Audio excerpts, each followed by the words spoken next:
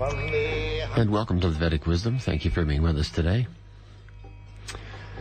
I've been approached by different people recently, and I think that's kind of a cosmic thing, and I want to bring up the subjects that have been discussed for everyone's benefit, really. There's concerns in many people's mind about spirituality aspects of life and how are we meeting them. Many people are going, well, the material world is going through so many things. Our society is having so many problems. We're so close to war. We're so close to financial issues. There are so many varieties of problems that are manifesting in our world today, and it takes somebody pretty dull not to notice and to be concerned about what's the situation. And in many instances, people are going, well, wait a minute. There has to be a spiritual component to this. There has to be a perspective where raising oneself's consciousness and seeing things from a better platform is going to be a more of a liberating perspective than struggling along and trying to research data and express different ideas to analyze what's what and what is significant versus what is not. And so what this does is it leads people to go, well, let's take a look at spirituality. And suddenly they find themselves in another category that is just as diverse and just as full of misinformation. And feeling a little overwhelmed, going, my goodness, this is significant. So what do we do? How do we weed through the spiritual aspects of it?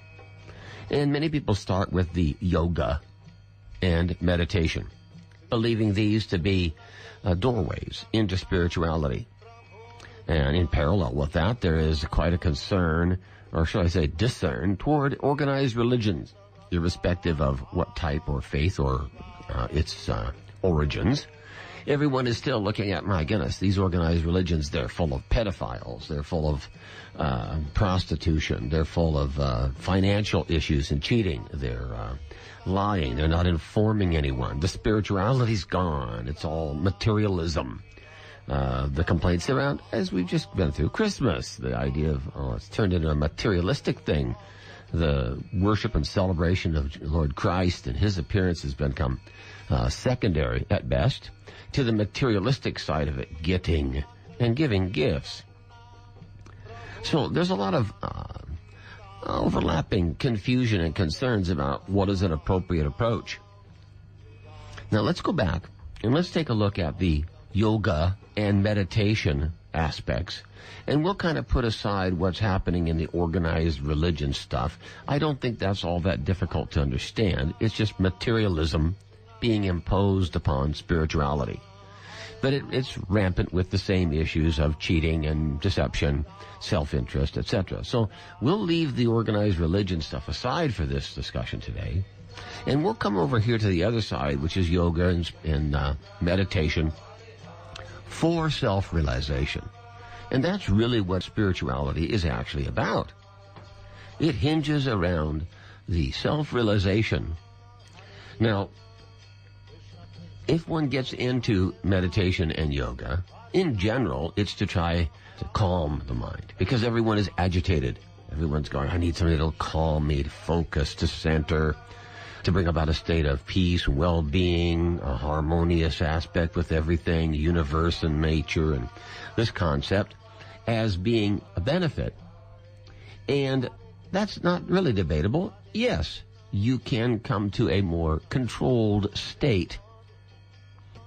Oftentimes, everyone then tries to encourage you to get to a higher state than that, where one is meditating, out-of-body experiences, all sorts of interactions at so-called spiritual level, spirit guides, these sort of things as being another level higher. Then there's the yoga side of it, where it's to do with the raising of the energy forces, the Kundalini, the chakra energies, through the bodily aspects. Again, focusing energy, trying to raise it to a higher vibration rate, with the idea of trying to derive some bliss, some higher state of experience or higher state of vibration that is better than the day-to-day humdrum struggle for existence. All right. So the intent is admirable. One wants to get out of the misconceptions, the anxieties and frustrations of material life. Okay. Then they come to the point of view of how are you going about doing that? And we have the yoga, the meditation. But what we're looking for here is we're looking for something that not only just counters the anxiety and the suffering, but we're looking for something that brings you up to a higher platform. And here comes the rub, that you don't come back from. Someone goes to a yoga class or a meditation class and they spend an hour or so working through this or that or the other, vibration, rate or focus, concentration, etc. And they leave, and 2 hours later they're pretty much back where they were. It's not some platform that one can actually land on. You can reach it or observe it, but you can't actually stay there. And this is one of the root causes of all anxieties in this material world, is that whatever you get off on, you come down. Whatever it is you use to bring your vibration rate, your focus, your concentration to a higher level with, you come down. And this is where the problem is in someone saying, okay, I accept this particular path. Why are they willing to accept the path? When does it meet their qualifications? When they don't come down. Because that's what we're looking for. We're looking for a permanent solution. Why? Because we are eternal living entities. And as eternal living entities, we want to make a permanent solution to a problem. Now, this is nothing exceptional, because in any type of endeavor, you'll come across hurdles or problems that you have to solve to bring yourself through a quest for some result. But you don't want to have to go back over that problem again and again. You tried to fix this and it didn't work, it broke. You got to try to fix it again a different way and it didn't work, it broke. And you try to fix it again or get a different one and it didn't work, it's broke too. So this is what brings the most serious levels of frustration to the living entities here, is this repetitive problem. So if we're having a repetitive problem of the struggle for existence, which everyone shares every day, all the time, their entire life, when you come for proposing a solution to one another, you want that solution that doesn't get old, doesn't break down, doesn't let you down. And this is what we find, that people go to yoga classes for a time and then they stop. They get into meditation and focus for a little moment of blissful experience or interaction or absorption, and they fall down. Because these platforms are not actually eternal platforms.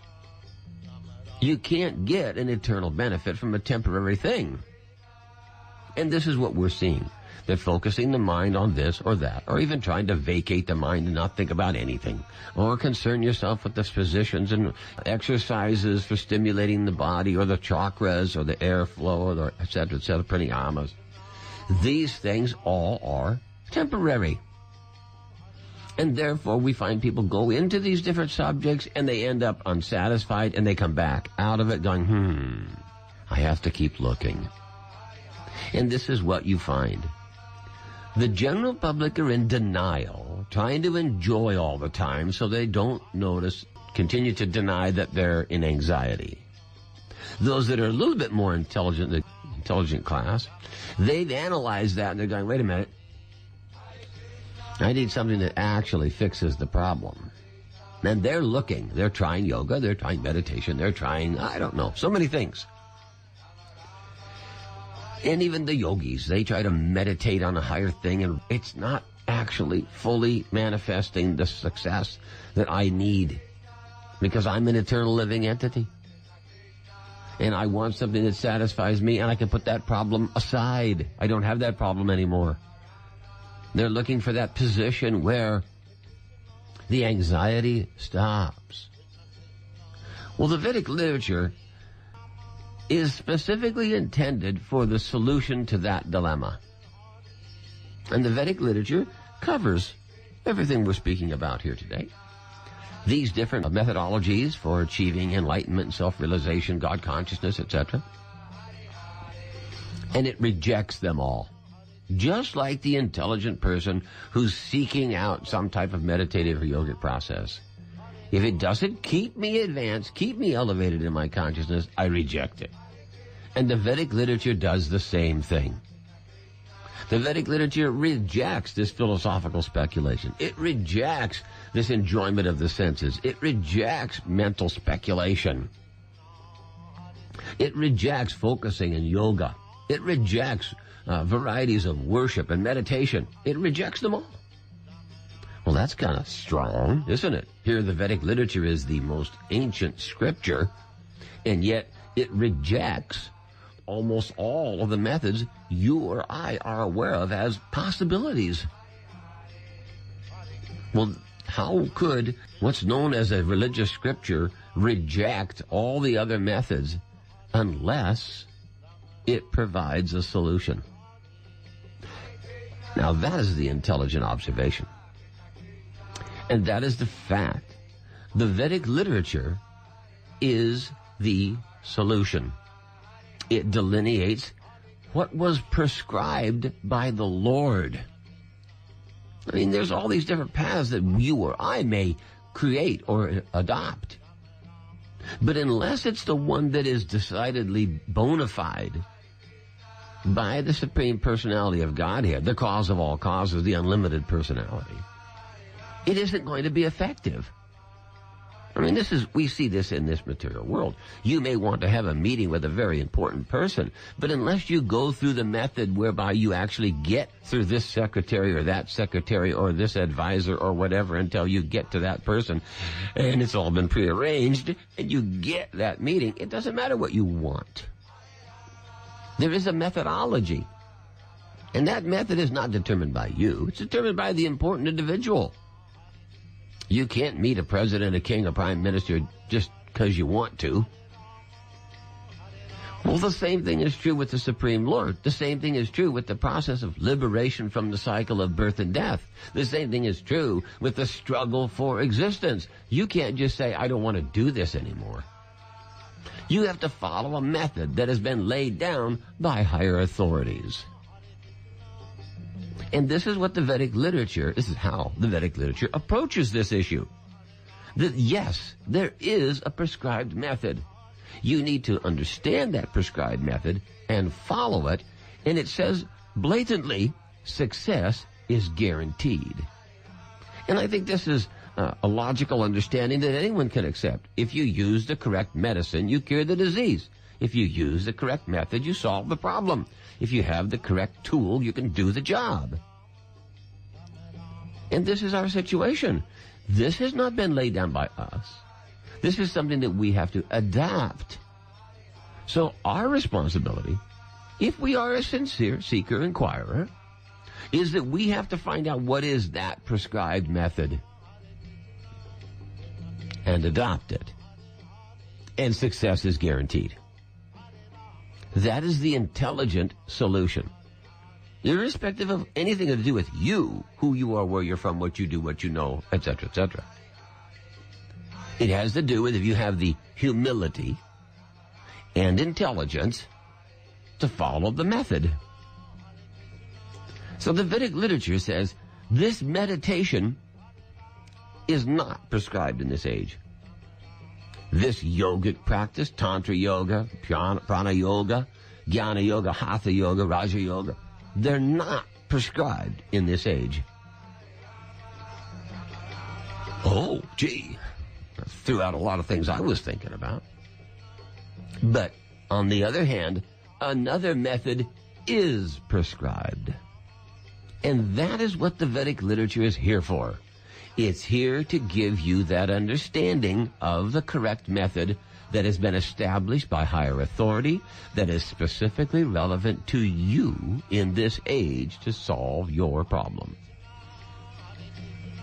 All right, now we're on to something. Let's take a look at that now. Let's go ahead and find out. Now, the Vedic literature says that the ages are 4 in number, and they cycle repeatedly. 1, 2, 3, 4, 1, 2, 3, 4, 1, 2, 3, 4, 1, 2, 3, 4. And at the end of 4, there's a reset. There's a reset at the universal level. There's a reset. At the beginning of the 4 ages, it's not too bad. And at the second portion of the 4 ages, it's deteriorated by a quarter. And at the next phase, it's deteriorated by half. And at the next phase, it's deteriorated 3/4, and it goes to 0. 0 chance to get your act together.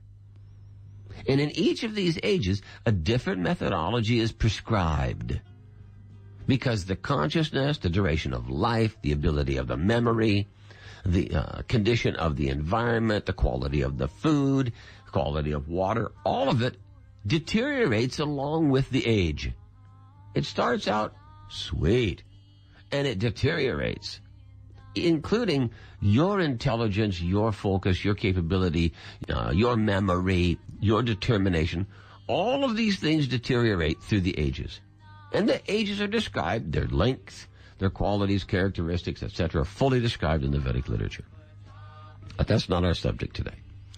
So what we have is, we have to recognize that in this particular age, there is a particular method.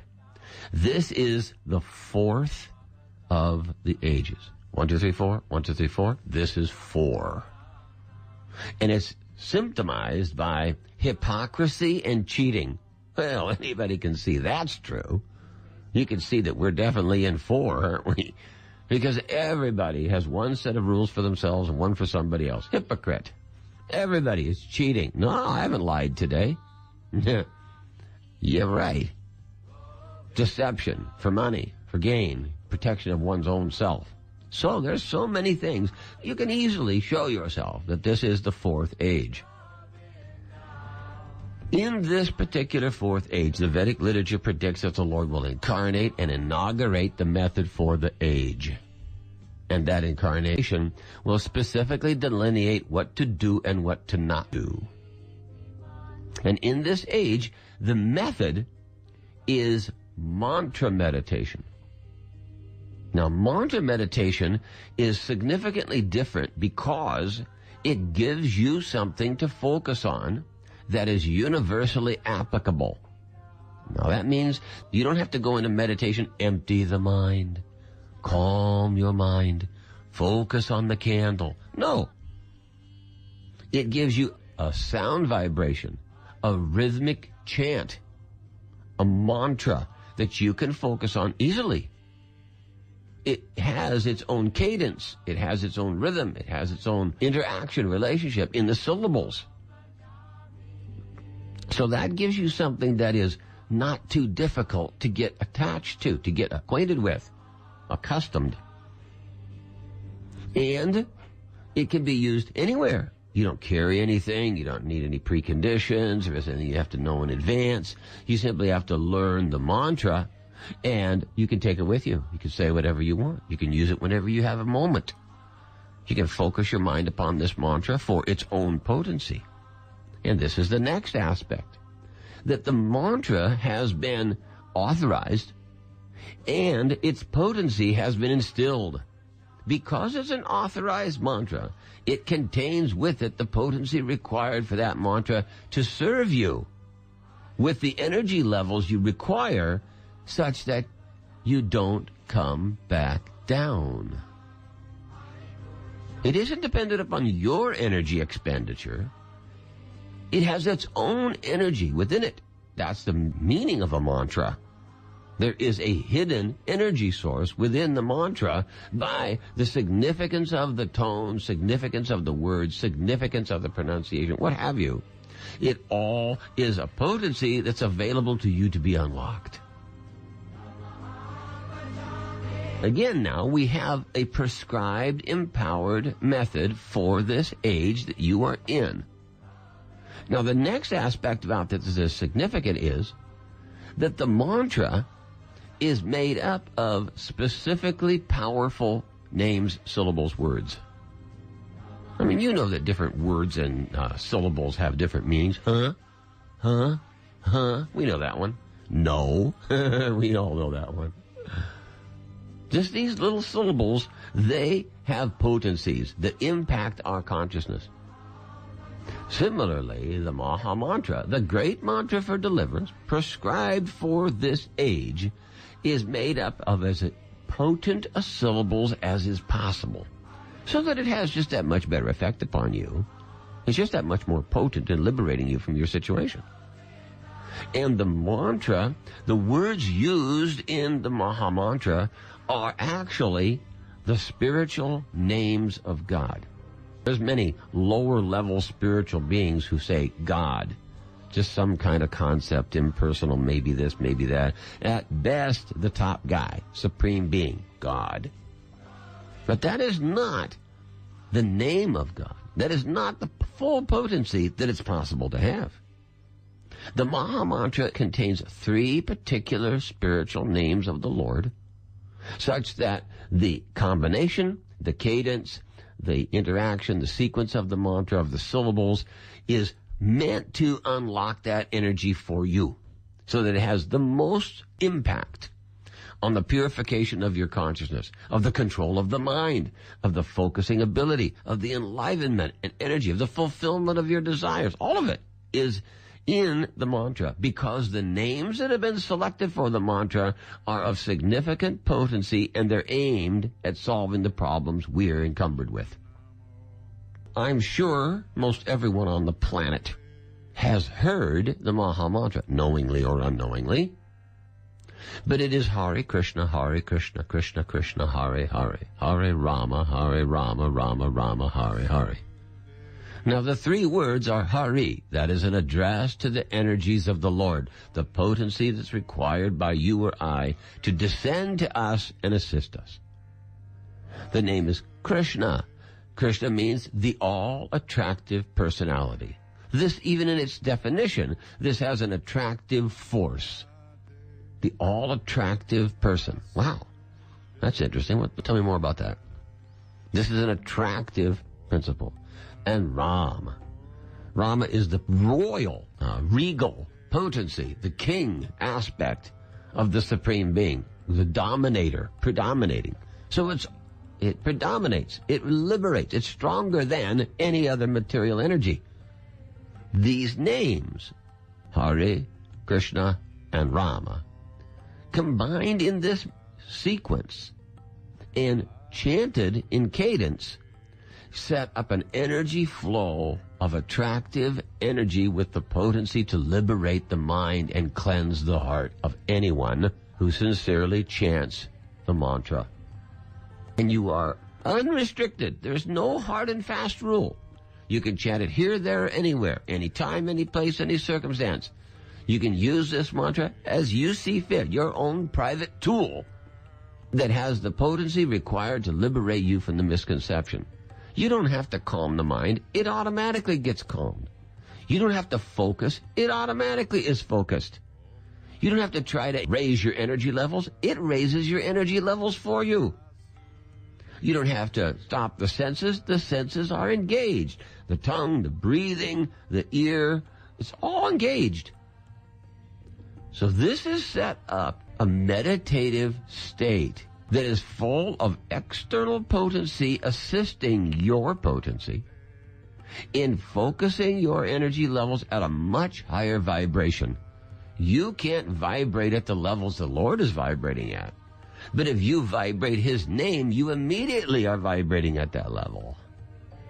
And it gives you the taste that you're looking for, and it liberates your consciousness from the material contamination of the world.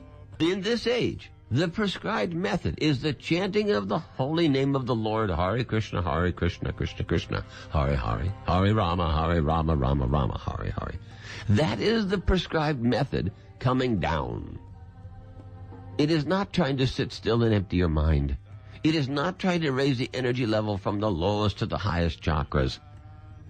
These methods are for those who are very undisturbed and very strong-willed and have time. This Maha Mantra takes into account that you don't have those facilities, that these situations is completely different for you, and you do require the support and the encouragement and the assistance that's available in the Maha Mantra. So the Vedic literature has said no to the other methods, but has said, but here is a better one, and has said the success is guaranteed. You simply have to take this mantra emanating from the spiritual master's instructions and use it effectively. What is your energy needed for? To be sincere and to try.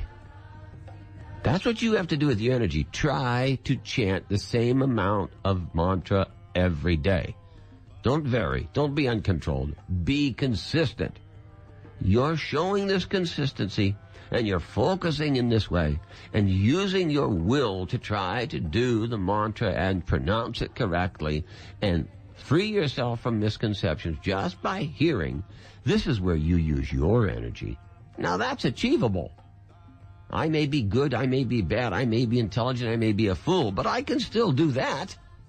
And the rest is being done by the mantra because it's been prescribed. This is what is being taught by the Vedic literature.